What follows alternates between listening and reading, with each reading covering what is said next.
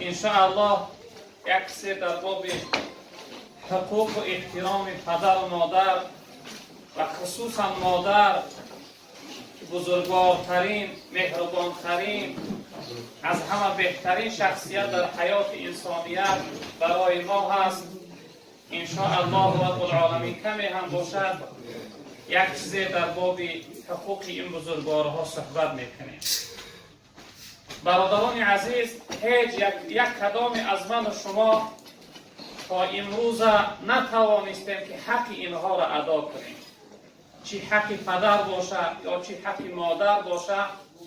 اونهایش که حیات هستند افسوس میخوریم که نتوانستیم خدمت کنیم، چون که اکثر وقتهای ما در غریبی ها و در این طرف های روسیه میگذره، اونها از غم و از فراق که ما میسوزند و اونهایی که از دنیا گذشته اند افسوس و حسوسی زیادتر داریم که اونها را نتوانستیم که در حیاتشو خدمت کنیم. در اصل هیچ یگان نفر شخصیت نمیتواند که حق این دو بزرگوار را ادا کند. پدر و مادر شخصیتی هستند که بعد از حق الله بالای هر یک شخصیت حق پدر و مادر است. پدر و مادر شخصیتی هستند که الله رب العالمین در چند جای قرآن تکرارن مکررن ما را امر کرده است برای خدمت و احترام و دعا گرفتن و دوست داشتن و قدر دانستن پدر و مادر. رب العالمین می‌فرماید که واعبدوا الله ولا تشركوا به شیئا و بالوالدین احسانا.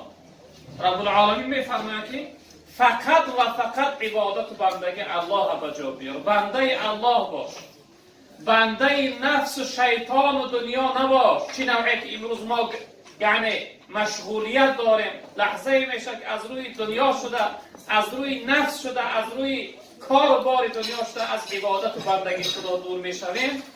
الله بزرگوار در این آیت ما را تاکید داره که انسان فقط و فقط بنده الله باش، واعبدوا الله، فقط عبادت و بندگی الله به جا بیار، ولا تشركوا به شیئا، هیچ یگان چیزی را در برابر عبادت و بندگی الله شریک نگردان، شریک نیار. و بالوالدین احسانا، بعد از عبادت و بندگی الله پدر و مادر را نیکی کن، پدر و مادر را احترام کن، پدر و مادر را قدردانی کن، خدمت پدر و مادر را به جا بیار. جای دیگر رب العالمین میفرماید که انشکر لی و لوالدی الی المصیر. رب العالمین میفرماید که شکرانه من به جا بیاری بنده های من. در اصل من شما در ملک الله زندگی داریم، از نعمت های الله استفاده میبریم، از هوای الله نفس میکشیم، از آبهای الله مینوشیم. در برابر این نعمت هایی که چقدر گران و قیمت هستند، الله بزرگوار از من و شما شکر طلب دارد. انشکر لی، شکرانه من حتما به جا بیار ای بندم، کوهری نباش، نعمت از من قبول نکن، پیرو و بنده و اطاعتگر شیطان باشی. انشکر لی و لوالدی، بعد از شکرانه من شکرانه پدر و مادر به جا بیار. یعنی از پدر و مادر از خودت خرسند و شاد و راضی بگردان.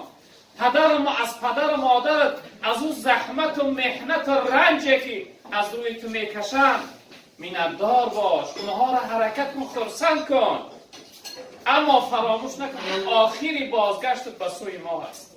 الله رب العالمین میگه آخر نزد من میایی. اگر شکرانه نعمت ها ما به جا آوردی، خدمت پدر و مادر نکردی، پدر و مادر از خودت راضی نگرداندی، ایره انیق بدان که آخر نزد من میایی و در نزد من جواب داری، در نزد من پرسیش میشه. پدر و مادر شخصیتی هستند برادران بزرگوار من که پیغمبر بزرگوار صلی الله علیه و سلم میفرماید که رضا الله فی رضا الوالدین، میگه رضاگی الله در راضیگی پدر و مادر است. از روی انصاف ما قضاوت کنیم، راضیگی پدر و مادر ببین چی حکم و درجه داره که پیغمبر بزرگوار کرد در برابری رضاگی الله است. همون لحظه ای که پدر و مادر از من و شما خفه می شود، غمگین می شود، ناراحت می شود، خجالتمند می شود، همون لحظه الله رب العالمین از من و شما ناراضی است. از روی انسان خوب بینه برادران بزرگوار من، پدر و مادر شخصیتی هستند که به سبب خدمت و دعاش و رضاش ما راضیگی خدا را از خود میکنیم، خوشنودی الله رب العالمین از خود میکنیم. پدر و مادر شخصیتی هستند. پیغمبر بزرگوار صلی الله علیه وسلم میفرمایند که الابواء اوسط ابواب الجنه، میگه پدر و مادر بین دو درهای جنت هستند. هر شخصیتی که پدر و مادر خدمت کرد، دعاش گرفت، حق پدر و مادر ادا کرد، خداوند درهای جنت در روش گشاده میکنه. میگه از کدامش میخواهی داخل جنت شد؟ هر انسانی که حق اینها را ادا نکرد، قدرشون به جان آورد، یه عمیق بدانه که هیچ یگان در جنت بروی وی گشاده نمیشه. پدر و مادر خیلی بزرگوار است، اما متاسفانه ما در حیات قدر این بزرگوارها را ندانستیم. اما متاسفانه ما در حیات خدمت این بزرگوارها را ادا کرده نتوانستیم، به قدر این بزرگوارها نرسیدیم.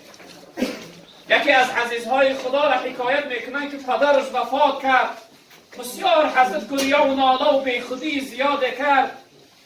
دوستا پرسیدم تنه حضرت شما دایم ما را نصیحت میکرده که در مصیبت صبر کننده باشه، جزع و فزع و گریه و ناله زیاد نداشته باشه، تسلیم و راضی باشه در قضای الهی.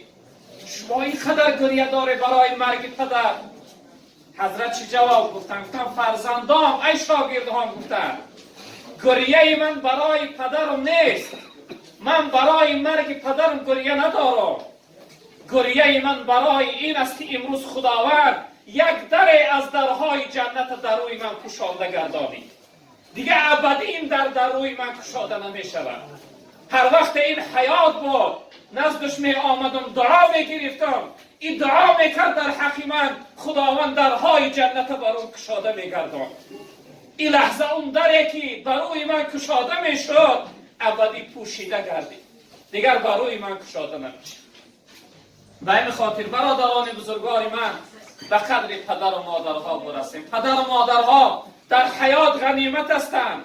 والله قسم می روند از جامعه، خیلی حیات انسان تلخ می شود، دیگرگون می گردد. والله قسم احساس میکنید در خانه کسی دیگر باقی نمانده است. جای پدر و مادر هیچ یگان شخصیتی نمیگیره، همیشه که جاش خالی میماند. 27 سال پیش والله قسم پدر و قبلگاهی من گذشته است، تا امروز اون تلخیش از کامی من دور نشده است. تا امروز من نمیتوانم فراموشش کنم. مادرم این چنین بزرگوار است. برادران بزرگوار من به قدر اینها برسیم. مادر شخصیتی از پیغمبر بزرگوار میفرماید که جنت در زیر قدمش هست. الجنت تحت اقدام امهاتکم، جنت شما در زیر قدمهای مادرهای شما است. شخصیت نزد پیغمبر بزرگوار صلی الله علیه وسلم آمدن، یا رسول الله من احق الناس بحسن قرابتی صحابتی، تا یا رسول الله از همه زیادتر حقدارترین در بالای من از این کلانترها و سردارها کی هست؟ پیغمبر بزرگوار گفتن امه، گفتن مادرت. تا یا رسول الله ثم من، بعد از مادرم کی هست؟ پیغمبر بزرگوار دویم باره گفتن مادرت. سیم باره پرسیدم تا یا رسول الله من فهمیدم از همه زیادتر مادر، بعد از مادر کی هست؟ پیغمبر بزرگوار صلی الله علیه و سلم تا ثم امک، تا بعد از مادر با از همه حقدارترین مادرت هست. یعنی 3 بار پیغمبر بزرگوار صلی الله علیه و سلم تا مادرت هست، مادرت هست، مادرت هست. نوبت 4 بعد از آن گفتم پدر. به چی خاطر برادران بزرگوار من؟ به خاطر که رنج سوزشه که مادر از روی فرزند میبینه پدر او را نداره. مادر یک عمر از داغ و از غم فرزند میسوزه.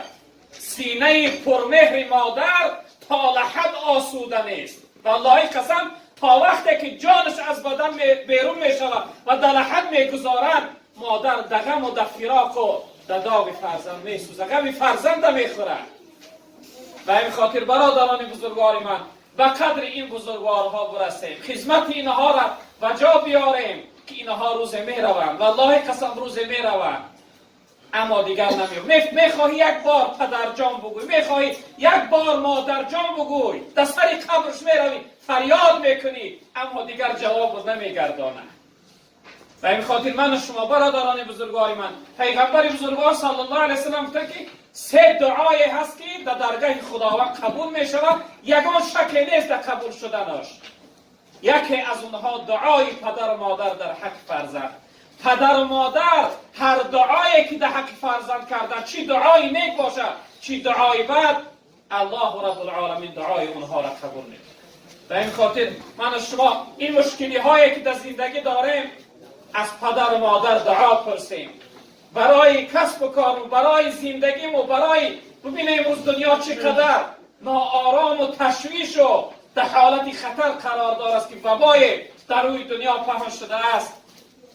از این مشکلی ها و کمبودی ها از پدر و مادری که حیاتند دعا بگیریم و پدر و مادری که از ما برفتند اونها را فراموش نکنیم. هر شخصیت که پدر و مادر فراموش کرد، برادران بزرگوار من، این عمیق بدانه که بعد از رفتنش از فرزنداش فراموش میشه.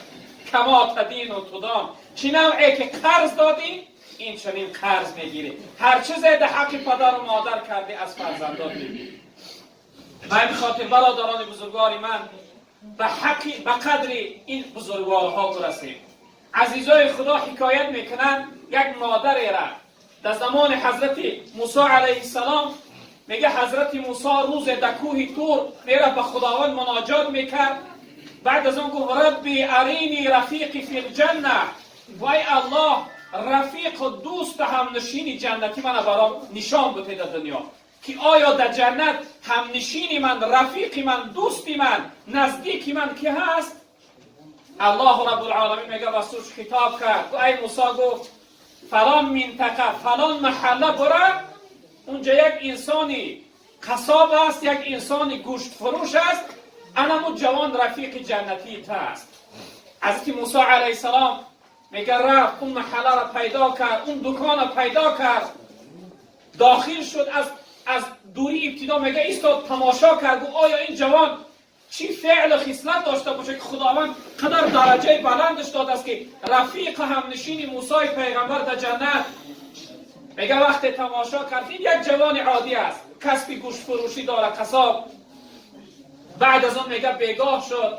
حضرت موسی علیه السلام سری راه این جوان گرفت. جوان میگه وقتی از دکان بیرون شد و سوی خانهش میرفت، حضرت موسی علیه السلام میگه سری راهش گرفت، گفت فرزندم، گفت من یک مردی مسافر هستم، من یک مردی در راه ماندگی هستم، یک شبه در خانه‌ات من راهنمایی که مهمان نمیکنی؟ این جوان گفت بله گفت حضرت مهمان میکنم. نه البته را نشناخت که حضرت موسی کریم است، موسی پیغمبر است. این جوان میگه حضرت موسی علیه السلام همراهش به خانهش برد. به خانهش برد، مهمانداری کرد، عزت کرد، دسترخوان انداخت و میگه خانه های درون و درون داشت. وقتی به نزد من ضیافت کرد میگه طعام آورد، خودش خانه درونگی داخل شد. در خانه درونگی میگه در گوشه خانه یک سوت آویزان بود، کشال بود. بعد از اون میگه سوت گرفت در زمین گذاشت. در درون سوت یک پیرزن خیلی سال رفته، یک پیرزن خیلی سال رفته میگه در درون سوت بود. بعد از اون میگه اون پیرزن از درون سوت بیرون کرد، لب و دهن او را پاکیزه کرد، تازه کرد، لباسهاش عوض کرد و برای او چقدر نوازش کرد، مهربانی کرد، طعام داد. و دوباره میگه پیرزن در سوت گذاشت و در جاش آویزان کرد، آمد همراهی من نشست.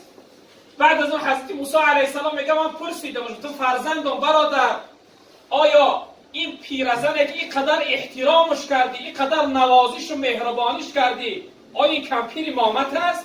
آیا این کی هست؟ میگه این شخصیت گفت که نگو برادر این مادرم هست. گفت مادرم هست، خیلی سال رفته شده است، سالهای زیاد است که از همه مانده است، فقط در درون این سبد خواب است. در یک روز 2 بار من را طعامش میکنم، سر بدنش پاکیزه میکنم. حضرت موسی علیه السلام میگه وقتی طعامش داد، سر بدنش پاکیزه کرد، اون پیرزن میگه دستاشو برداشت و چیز دعا کرد. چیزی دعا کرد، از بس که دور بود میگه من صداش نشنیدم. بعد از اون میگه از این جوان پرسیدم، گفتم برادر این مادر شما وقت طعامش دادی یعنی چقدر نوازش کردی، دستاش برداشت چیزی دعا کرد، آیا دعای من چی بود؟ این جوان گفت که برادر گفت این مادر من از وقتی که از همه مانده است من خدمتش میکنم یک دعا داره، نمیدونم که دعایی را الله قبول میکنه نمیکنه، دعای اصل داره نداره، اما دعای مادرم فقط این است که ای پروردگار همین فرزند من همین بچه من همنشین رفیق موسی پیغمبر در جنت بگردان.